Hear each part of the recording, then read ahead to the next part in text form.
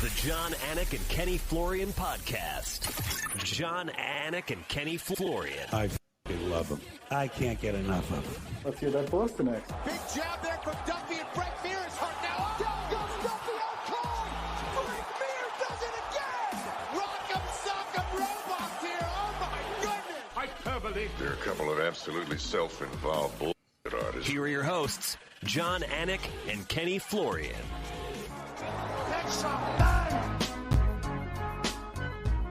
Oh, a little bonus content late in the week because why not?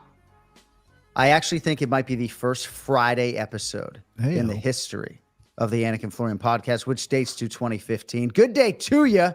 Morning, noon, night, wherever it is, whatever time it is. Thanks for being with us live. Friday, October 11th. The year is 2024. It's episode 518 of the Anik and Florian podcast. John, Anik, Kenny, Florian, Brian Petrie, Big Gun off the top of the show. Big Gun, good to see you, buddy. How we doing? Doing well. Coming off a good week. It's hard to top Kenny, but we did it. Clean sweep for the boys on the show. Yep. And I got a couple DMs from some boys in New Zealand like, hey, brother, where the podcast at? So shout out those New Zealand fans craving the Anik and Florian podcast. Hopefully, so they're in the chat watching live. Yeah, I mean, hopefully it's not the middle of the night where they are, but I think it is. Ken Flo, how are we feeling there back home? I know you've been doing some covert operations this week. It looks like you've nestled back in at home. I am back. Had a good week, man, and ready to attack it. I'm not sure we're going to be able to top what we did last time, Brian, but sure.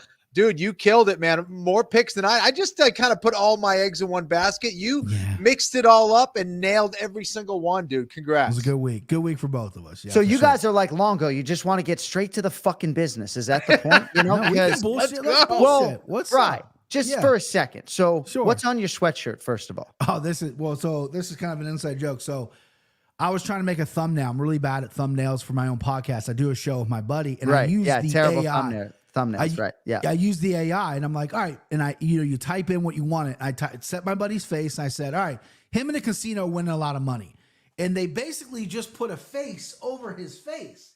That's all they did. He looks like a freaking alien. Yeah. So my other buddy that does the podcast loved it, made a hoodie for all of us and sent him out. Right. Yeah.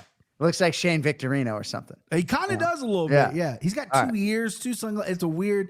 I don't mess with AI anymore. No, so when I was deviating or moving off of whatever you guys were talking about, I was actually really wanting to talk about Poatan and Khalil Roundtree Jr. just for a second, because it's only been 6 days and it feels like it's been a lot longer than that. And I still feel like, as much as has been said, Bri, for a mixed martial arts fan on your level who has been watching this stuff longer than I have, to be sure, I don't know if you can properly contextualize what we saw just in terms of Poatan's brilliance, Roundtree Jr.'s ability to do everything possible to try to maximize that maybe lone championship opportunity. Just MMA at its finest. And I think for these other sports leagues, best of luck topping that singular live event. Yeah, and as a striking fan too, I just love the art of striking, and it was just so beautiful to watch. Poatan, first 2 rounds were rough. I mean, Khalil was fast and speedy, but Poatan,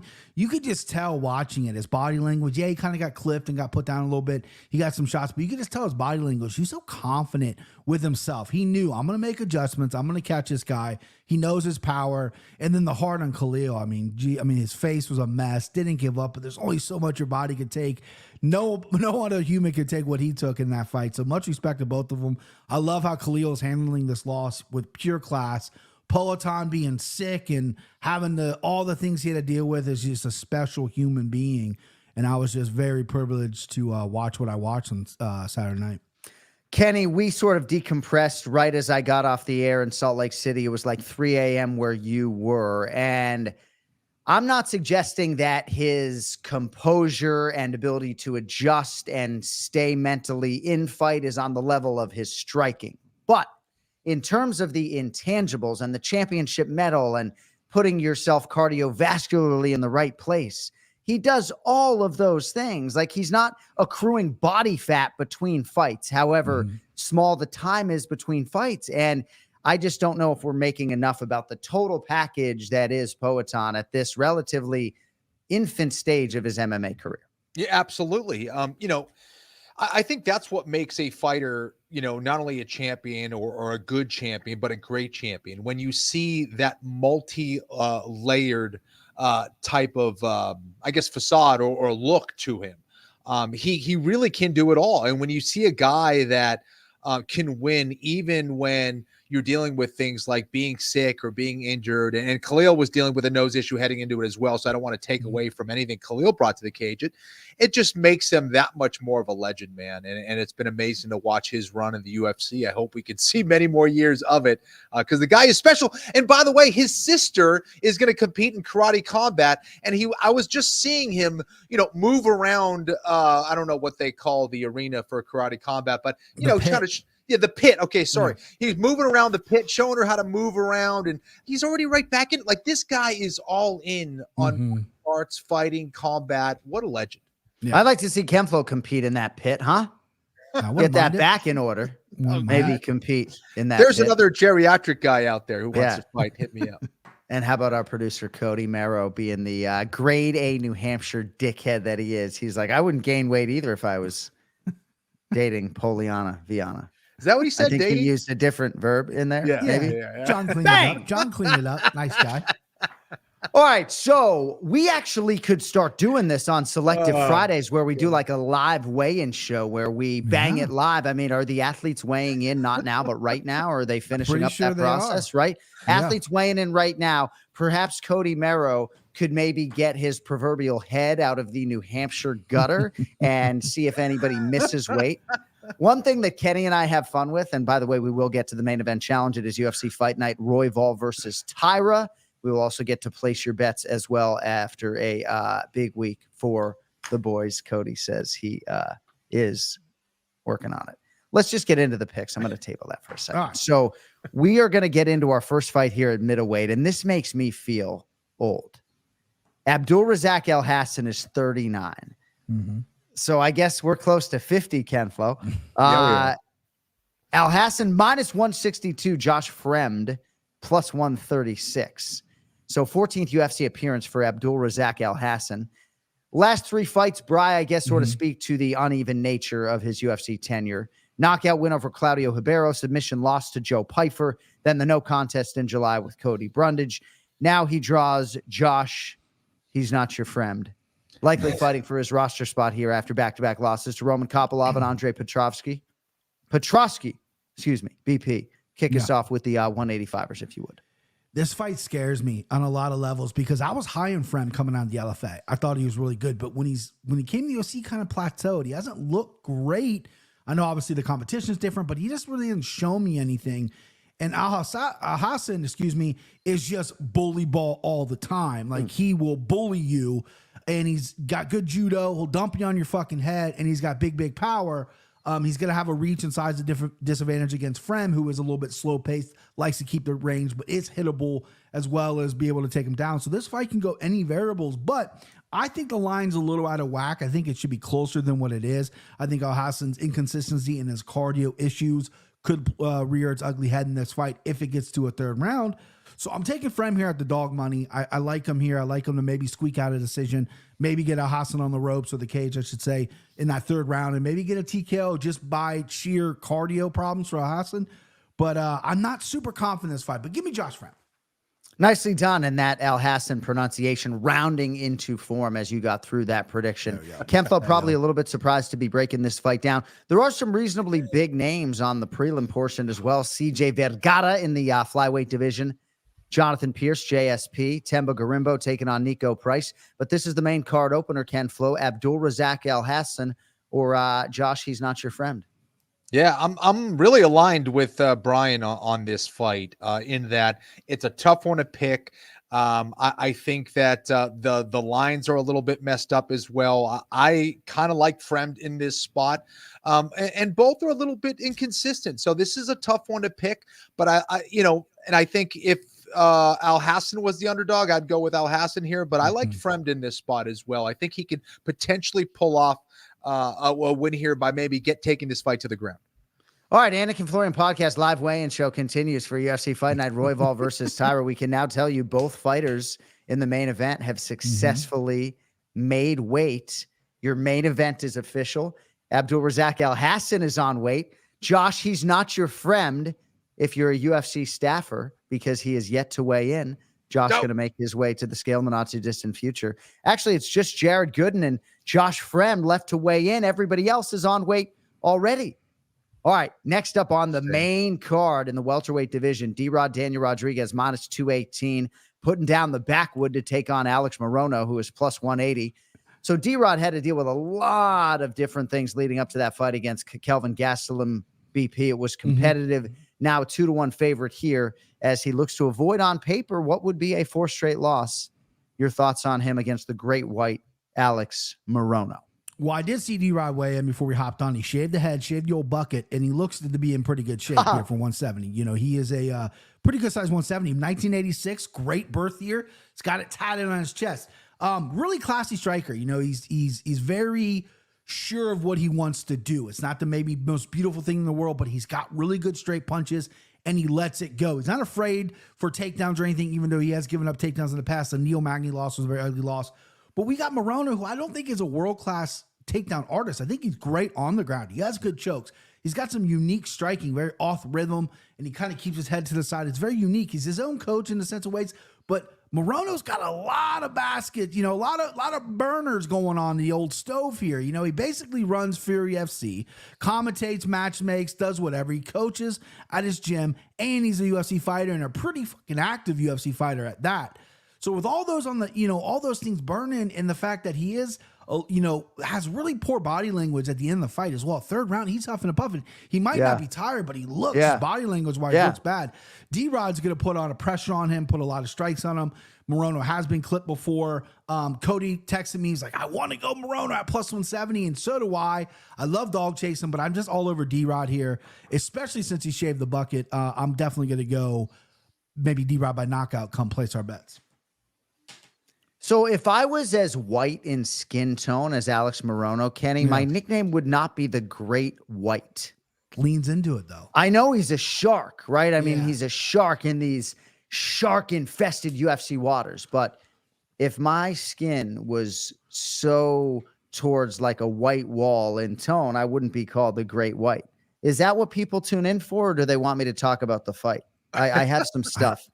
I think everything, John. Okay. So... yeah, I mean, Morono's underappreciated. Needs a new nickname, but he's underappreciated. 13-7, Kenny, in the UFC. A little bit up and down of late. Last fight, a unanimous decision loss to Nico Price in what was a rematch at UFC 302 back in June. D-Rod's last clean win, and I love this guy, but it was against Kevin Lee in August of 2021.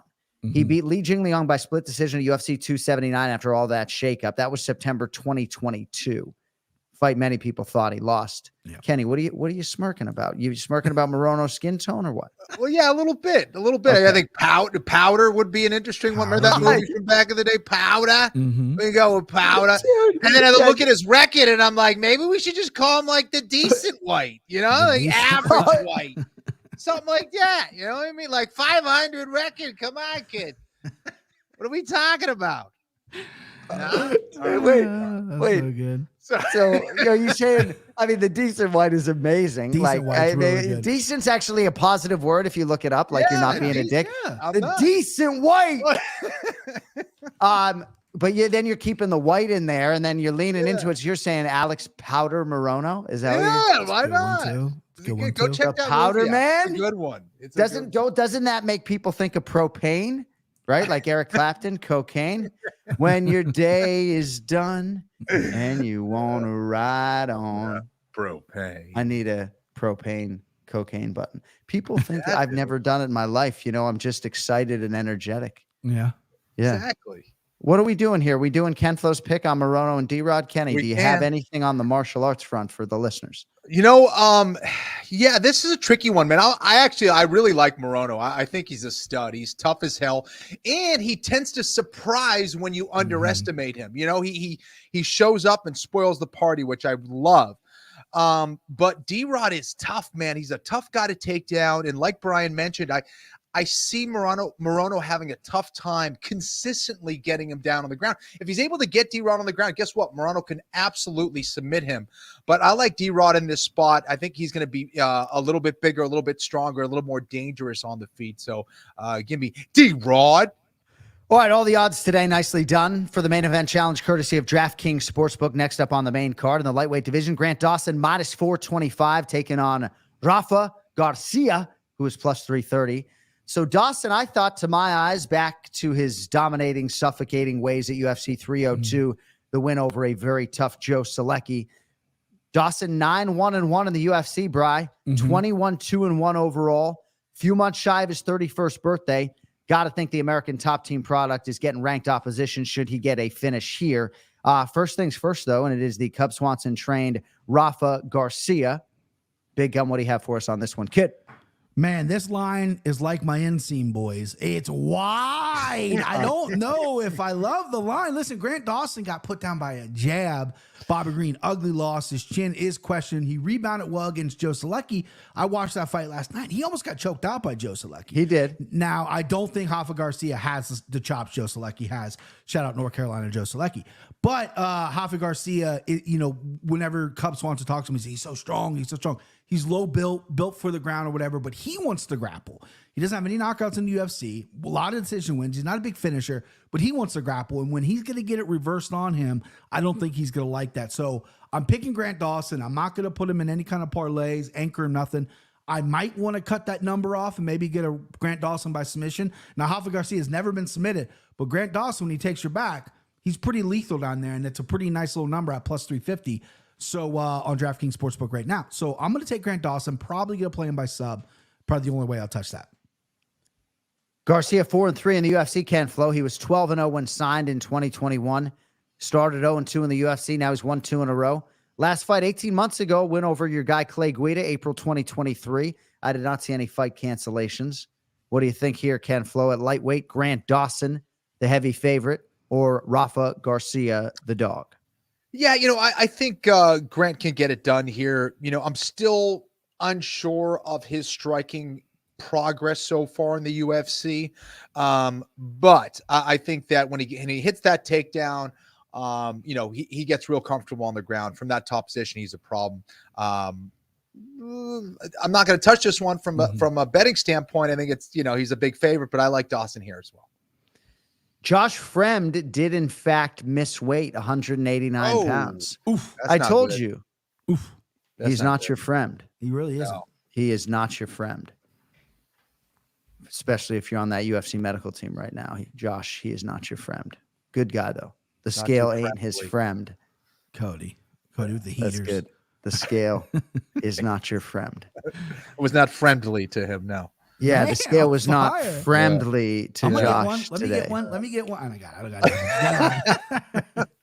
Maybe he should have phoned a Fremd before John, getting on the scale. It's a gift. It's a gift with this guy is what it is. Shaving your head, though, is not going to be 3 pounds. Can we go down the line shot? We can for our featured bout in the welterweight division. Chidi Njokuani, minus 170. Take it on Jared Gooden, plus 142. So Njokuani came off season 5 of the Contender Series. He has dropped 3 of his last 4. Gooden out of Atlanta, Georgia. How about this, guys? The only UFC fighter to ever accept cash from me. We started talking to Night Train about financials in a fighter meeting, and I was like, dude, I'm going to bring you $100 at the weigh-in. And when he saw me at the weigh-in, he's like, you got that C-note? I was like, yeah, I got it. In Octagon, he submitted. He called you on it. Yeah. No, we had it ready to go, though. I don't break promises. I really don't. So Night Train submitted Wellington Turman last December, his second UFC win. He debuted memorably, Bri, back on the UFC 255 fight card against Alan Jouban. That was a short notice UFC debut during COVID in 2020. What do you think of this one right here, BP? We'd like a prediction if you got one. All aboard the Night Train, baby. I'm a fan of this dude. Listen, he fights for your dollar. He's you can't put him out, right? He's getting better. Submitting Wellington Turman is a black belt on the ground, and that's his game, is to get you down. Submitting him, very impressive. His striking is on point. He hasn't weighed in yet, which is, according to Cody will update us, which bothers me a little bit because he is a big 170. And Chidi Bang Bang, this guy, Weighing at 170. I thought it was going to be a tough cut for him because he's pretty lean at 185. Weighed in, hit the mark today. Fought Reese McKee, debut at 170, and looked good in the beginning. And then Reese McKee was stealing some rounds towards the end there, split decision. But Chidi's a nasty, nasty striker. I just think Gooden, the night train, man. I just think he's like a train. He gets ahead of steam and he can't stop. Starts slow. Second or third round, he picks it up. I think we're getting a decision here from Jared Gooden. I like the dog money as well on him. Give me the night train all over it, babe. So, Kenflo, I gave Night Train the C note at the morning weigh-in. So hopefully right now he's not expectant that whoever is emceeing the weigh-in is going to hand him $100 every time he weighs in. What do you have for us? Chidi Njokuani, the favorite, or Jared Gooden, the dog? Yeah, this is a tricky one for me, man. I spent a lot of time, maybe too much time this morning going over their fights. By the way, ESPN Plus, fix your app, by the way. I kept getting frozen on the good fights. Okay. Anyways, I like Chidi here. I think Chidi is a cleaner striker, a more dangerous striker. Gooden, though, is a problem on the ground, or I can see him being a problem on the ground, especially he gets that top position against Njokuani, who is a black belt in Brazilian Jiu-Jitsu, is my understanding, according to his bio, but on the ground, he's a little hesitant on his back, tends to get flattened out, has shown much better takedown defense, though. This is tough, but I like Chidi here. I've been a fan of his, when he's in his flow and when his combinations are being put together. I think he's a dangerous guy on the feet. And, I like him at 170 here, and give me Njokuani. Nice. Hey, speaking of black belts, Roman Dolidze got his after crunching Kevin Holland's rib, Kenny, at UFC 307. I know you smile. We've seen all sorts of different black belt promotions. I bought a purple belt the other day, and then I returned it because I said I don't even deserve fashionably to wear a purple belt. I am the whitest belt. There you go. Kenny, what do you think about Roman Dolidze getting a jiu-jitsu black belt? I mean, it's not my opinion to share. What about someone like you who's got all these stripes on his? I believe he was like an ADCC rep at some point, or competed in the ADCC. I think so. He might have been a European trials winner at some point. So that's not easy to do. Maybe I'm wrong on that. I could be completely wrong. You're right. Oh, you're right. No, right? he is a credentialed grappler, to be sure, competitively and otherwise. I'm just curious how you feel about when somebody gets promoted. It's obviously a very special, sacred thing. So no, I don't have a problem with it at all. Nobody really wants my opinion. I'm asking. No, but I guess my point is that the reason I'm saying that is, it's just a little weird when it happens with kind of a strike, really, right? Or an injury or something like that. It's always a little odd, but I think it does add that layer of specialness, right? It's like you just won in the UFC. That's a freaking really, really big deal as a martial artist. Here's a black belt on top of it. Yeah. That makes it really cool for the whole world to see, man. So that's pretty awesome. Typically it's just in a smelly gym with a bunch of people kind of clapping awkwardly, So to have it there is pretty cool. A little bit festive, a little pageantry there. And you did just beat in some part on the ground a Travis Lutter Brazilian Jiu-Jitsu black belt and Kevin Holland. So there you go. Badass. Congratulations to the Georgian Roman Dolidze. More on that coming up, and place your bets as Ken Flo will celebrate his big bet. Cody, I'm never getting my blue belt. So unless it's like a striking discipline that hands them out liberally. Yeah. Maybe you and Puhumpa can have an intervention and see if jiu-jitsu will be as life-changing for me as therapy has not been. All right. Are we on to the co-main event? We are. We're live too. Yeah, we are live. Wow. Co-main event at middleweight, Jin Yong Park -198, Brad Tavares +164. All these lines set by the great Johnny Avello at DraftKings Sportsbook. So first appearance of the year for the Iron Turtle. Hasn't fought since a split loss, Bri, to Andre Muniz last December. Was 7-2 in the UFC going in, now 7-3. And a win over Tavares not only would be a signature win, but it would give him 5 wins in his last 6. Lead us off, if you would, Brian Petrie, on the co-main event, Jin Yong Park or Brad Tavares. I mean, how do you not love the Iron Turtle? Great nickname, great personality. Before the Muniz fight, 3 fights in a row, all by rear naked choke. He's rounding out his game. He was a guy that used to just stalk, putting you against a cage, maybe look for a takedown. Now he's finishing people. And this is a rebooking from a few months ago. Park had a medical issue, which he said on the when he talked to the media, it was bullshit or whatever. So he seems to be fine. And he's going against Tavares, where, again, Cody and I spoke about this earlier in the week. Tavares at a plus money is something I like to go after a lot of the times. We all like to brag about our bets. Kenny Florian, 2K hits on Delete. Say my worst pick probably on this show I've ever done, and I remember them all, was Tavares by knockout over RoboCop. Tavares has been in the UFC since he was 14 fucking years old, and he's only got 2 KOs. So that, I'm going to eat that one, okay? The comments were rightful coming at me. I'll eat that one. In this fight, I see a really clear path to Park. I really landed on Park once I watched the tape. He's going to march forward. He's got a good jab. He's durable. And Brad Tavares needs to fight forward. He needs to get those legs kicked going. He doesn't fight well off the cage. The only thing he likes to do off the cage is defend takedowns. But I don't think that's going to be an issue. I think Park's going to clinch him up, beat him up, maybe take him down. But I see a clean decision win here for Jung Park. The Iron Turtle, give me the turtle. I'm all for it. All right, Ken Flo, Brad Tavares, still only 36. He'll be 37 in December. Look at this guy. Look at his chops. So finally, if I could set it up here for Brad Tavares, the lettuce is starting to get gray to match the silver and black of his beloved Las Vegas Raiders. Tavares, 15-9 in the octagon. He arrives here at his 25th UFC appearance. He was stopped by the aforementioned Gregory Rodriguez in February. That man's going to stop a lot of people. That was his third loss in his last 4, sandwiched around the win over the Ray Longo-trained Chris Weidman. Ken, what do you have for us on the comment? All right. So, when I'm looking at this fight, I think it really is very interesting. However, styles make fights, and I could be totally wrong on this, but I like Tavares in this underdog spot. I think that, first of all, Park is going to be better on the ground. However, he's got to take it there. And Tavares is traditionally extremely difficult to take down. Tavares knows how to use that cage very well to prevent the takedowns. The dude's all legs. He's an absolute beast. He's been in the UFC a long time. Yes, but I think he's the better striker. I think he's the more seasoned striker, certainly, but I also think he's the more dangerous striker here. Park is good. He puts together some good combinations, but I like Tavares in this spot for sure. Let's go, Brad. Love it. We'll see what Kenny does with his $1,000 later on in Place Your Bets. So our main event in the flyweight division, Ken Flo will lead us off here. Look alive out there. 5th ranked Tatsuro Taira, minus 298. Number 1 ranked contender, Brandon Royval, is plus 240. So Taira is going to fight for the belt if he can get past Brandon Royval. He may not be next, but he will fight for the title if he gets a win and the number 1 ranking here. He fights out of Okinawa, Japan. He is 16-0, 6-0 in the UFC.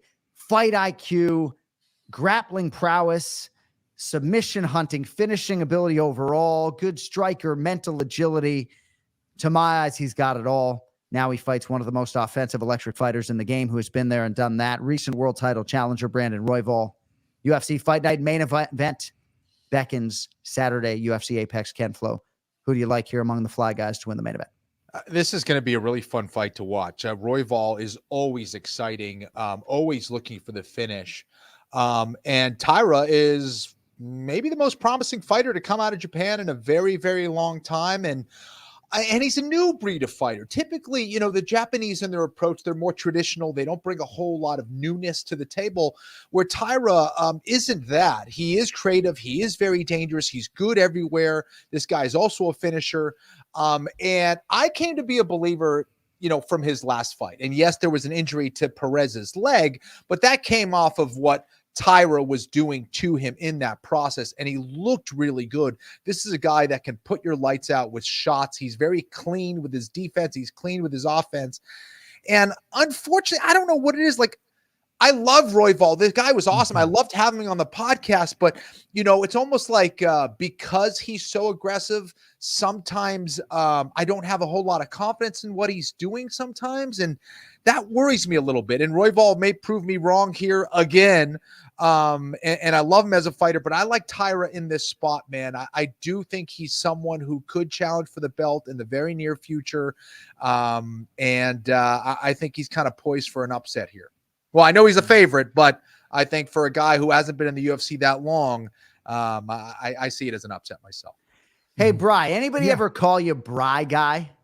I mean, I'm sure. My last name is so polarizing that not many people use my first name. It's great. So it's usually just Petrie Dish. I mean, right. I mean, how do you not have a segment called, right? Like people say to me, how do you not have a segment called Anecdotes, right? Right. Exactly. And how do you not have a segment called Petrie Dish? Right. So, yeah, I mean, if your name's Ryan, you probably got to deal with that a lot. Like, hey, Rye guy, right? Like my daughter's Riley, right? I have and a I buddy don't call named Ryan. Yeah, Rye guy. Yeah, you're right. I mean, my daughter's Riley. Thankfully, she's not a guy. I'm like, hey, Rye guy. She'd be like, you are so fucking annoying, Dad. I say other things that annoy her instead, you know? Yeah. In any event, Bry guy, little backdrop for you since I got the single on me here. Nice direction by the Maestro Code Blue. So Royval split decision Brandon Moreno, as you guys know, in February, but it almost seemed as though the narrative became Moreno's listlessness and why he wasn't maybe 100% or why he didn't live up to potential. And not enough was maybe made of Royval's win, which came shortly after his title fight loss against Alexandre Pantoja at UFC 296. So I think Royval deserves credit for going another hard 25 at altitude, December and February. Another 5-rounder here. Royval just cornered Alexander Hernandez last weekend, and now the spotlight will shine on him. Bri, what do you have for us on the main event? Yeah, love this main event. And listen, if you're a dog hunter, you want to go dog hunting Royval, the raw dog, he's available. He's there, babe. This is a good number on him. You know, number 1 ranked flyweight in the world, beat Moreno, split decision, very close fight. But he outstruck Moreno. Yeah, he got taken out 3 times, but Moreno, even though he didn't look great, he still landed 124 strikes on Royval. Royval, biggest issue for me is he used to come out so fast, he'd be tired by the 2nd and 3rd round. He fixed that. He still comes out fast. He's a little more cerebral. The Pantoja fight, he showed a lot of heart. He got taken down 8 times, but on the feet, he still showed that danger that he has. But I'm all in on Taira. Taira for the title. I already got the shirts fucking printed. You know, my stock's already on this guy, so I can't back out now. I think he's special. I really do. I think on the ground, his back control is really good. I think it's scrambles, which is what Royval is very good at. I think Taira excels. He's smart. He's cerebral. The Perez fight wasn't going his way. He pivoted off that. I know it was an injury, but he still looked good against a high-level guy like Alex Perez, who is very hard to take down. And I'm all in on him. You know, I love the Japanese culture. I love the Japanese fighting. You know, I come from the Pride days, and it's really cool to see a couple of these Japanese fighters coming up now. And this is the guy who I think can really do it. And I think if he gets a clean win over Royval here, I think he needs to get a shot for the title. I know they're talking about maybe bringing in someone else. There's a lot of rumblings about that, but I think Taira's the guy. You're all in on Tatsuro Taira the way Evan Longoria is all in on Brian Petrie. That's right. Shout out, by the way, to Brian Chapman, loyal listener of the Anik and Florian podcast, who was the co-captain on the varsity basketball team with Cody Merrow in high school. So shout out to Brian Chapman. There you go. All right, favorite part of the show for me, my heavy lifting is done. Place your bets, brought to you by johnanik.com, where you can get 15% off all of your One More Sleep, Anik and Florian podcast, and Bilal Muhammad Championship merchandise with promo code One More Sleep. The Halloween design is out, and it's a One More Sleep design, and our guy Joe Romero has done it again. And the bubble caption coming out of my mouth is that my dad made me wear this costume. So nobody's dressing as John Anik unless their father is effectively making them do that. Shout out to the moms out there as well who might be inclined to buy that t-shirt. All right. johnanik.com, 15% off. Updating the standings, if we could, from UFC 307. Pineda versus Roundtree Jr. Team Petrie had the lead, about 1,975 American dollars. Things have tightened up, ladies and gentlemen. Outstanding job on both fronts. And how about this math for Petrie? So year-to-date, Bry guy, you were minus 1142.67. You go 4-0 at UFC 307. 4-0. Yeah. And here's how it broke down. Plus 1144.16, which brings your year to date to the black $1.49. Right? So here's how your wins break down. You had 1,000 on Tisha Pennington at minus 170. She's the rightful winner. I know you wipe your brow, but I thought she deserved to win. That paid you 588 and change. 500 on New Mansa Joaquin Buckley at minus 205. That paid you 243.90. Kayla Harrison by decision, roughly minus 110. Nicely done. You got even money. That paid you 227.27 on a $250 bet. And then you had Alex Pineda by knockout, We found you minus 295 when we looked. So that paid you 84.75. Nicely done. Team Florian, much simpler math, huge result as well. You put your entire $2,000. Look at him like the chemist that he is. He's right? just writing down. Taking notes. What's that number again? Here we go. Yeah. $2,000 on Roman Dolidze at plus 136, Kenny. That paid you 27.20. I'll take your deficit of 3,118 down to $398.05. So you win the week for the third consecutive week. This time you win the week by nearly $1,600, and the deficit goes from about $2,000 to $399.54. Manageable. Doesn't even begin to describe it. We got a ball game. You each have $1,000, and it's UFC Fight Night. Royval versus Taira. Brian Petrie, you have the lead there by the board. How are you spending your band? Yeah, so I should have texted Kenny because I picked Holland in that fight. And then once Kenny laid $2,000 down, I went, I'm switching my pick. And I bet Roman Dolidze for a good chunk of change and won it. So thank you, Kenny. Thank you. Done. When you throw your balls on the table, I'm gonna have to follow you, bro. But this one, I'm gonna spread it out a little bit as well because I'm feeling myself a little bit. So let's go 500 on Taira, because like I said, those t-shirts aren't paying for themselves. I got to get those paid for. That's $500 on Tatsuro Taira, and then give me $200 on Night Train, baby. I'm all aboard, plus 142, and then we're gonna jump into some props here, just because again I'm feeling myself. D-Rod by KO, $100 at plus 240 currently on DraftKings. Okay. Grant Dawson by sub plus 350 for 100 as well. And then I'm going to go all the way down to a prelim fighter who I think is phenomenal. And I'm going to mispronounce his name, but I believe it's Temirov. He's fighting CJ Vergara. I got him by KO at plus 240 for $100 as well. All right, so three $100 propositions, and then $200 on the Night Train plus 142, and Tatsuro Taira for $500 at minus 298. There we go. All right, Camflo, yeah, nicely done on Roman Dolidze, right? And yeah, I mean, Petrie was talking about your balls and everything else, you know. I mean, hey, you know, they're not small, and you know what? I mean, most men like. Kenny maybe doesn't like when I bring up certain things about his fighting career on the program as he covers up his fucking face. Right? Most men don't care if you're talking about dick size in a positive way. So not an issue for Camflo. Did you ever hear the rumor about Jens Pulver? No. Like Jens Pulver could have made 125, but his fucking it's good. Yeah. Congratulations, Jens, on your Hall of Fame induction. Yeah. So Kenny, congrats on any number of different things you've accomplished, your Bitcoin balance. What do you have for us on your $1,000? Anik is in a rare form today. Oh my goodness. All right. Let's see. Like, am I different today? No, you're not. Okay. There's really nothing little extra rare fire. about it. Little extra spice. Yeah. All right. Okay. Speaking of spice.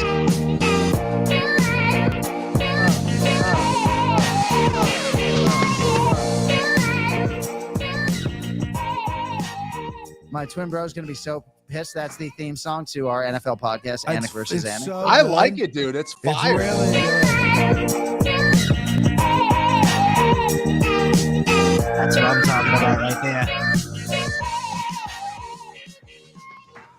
I knew it was the right song because the minute my son heard it, he just started going nuts. Like, just wheelhouse. Kenny, what do you have for us? $1,000 UFC Fight Night. You're back in the game to be sure. Who do you have? All right. Well, I'm going to sprinkle a little sprinkle. Okay. Let's do D-Rod for 200. Well, D-Rod for the win. Yep. We're going to go big on Tavares. We're going to go 600 on Tavares over Park. Let's go, Brad. Come on, brada. Yeah. Do it for Hawaii, brada. Let's go, brada. Tatsuro Taira for 200 as well.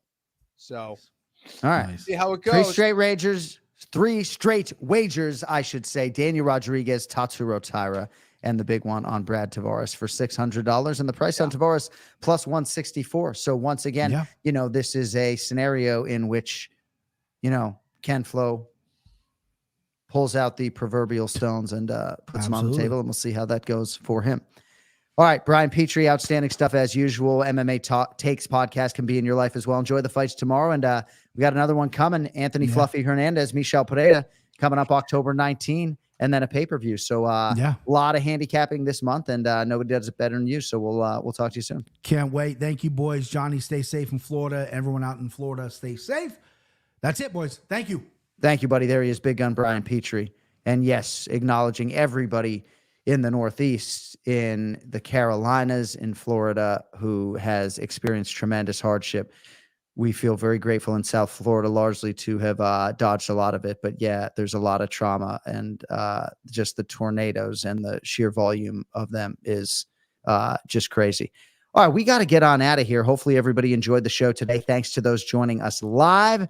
Don't forget, we will be back with you in our usual time slot on Monday live, I believe Monday morning on the DraftKings YouTube channel, as we recap what happens between Tatsuro Taira and Brandon Royval and get you ready for Fluffy and Demolador coming up at the UFC Apex. Cody actually said this is UFC Vegas 98, and I don't think all 98 of those shows have been at the UFC Apex. Yikes if they have been, but I think a lot of them have been, and that is the maybe present, but it isn't necessarily the future. And I think that is a good thing for the athletes and everybody involved. All right, we got to get on out of here. Thanks to BP. Thanks to our producer, Cody Merrow. For the great Ken Flo, I'm John Anik. We will talk to you on Monday, if not sooner. Thanks to everybody for subscribing, for liking the show, for following on social. All hands on deck. We'll talk to you in about 72 hours. Until then, you later.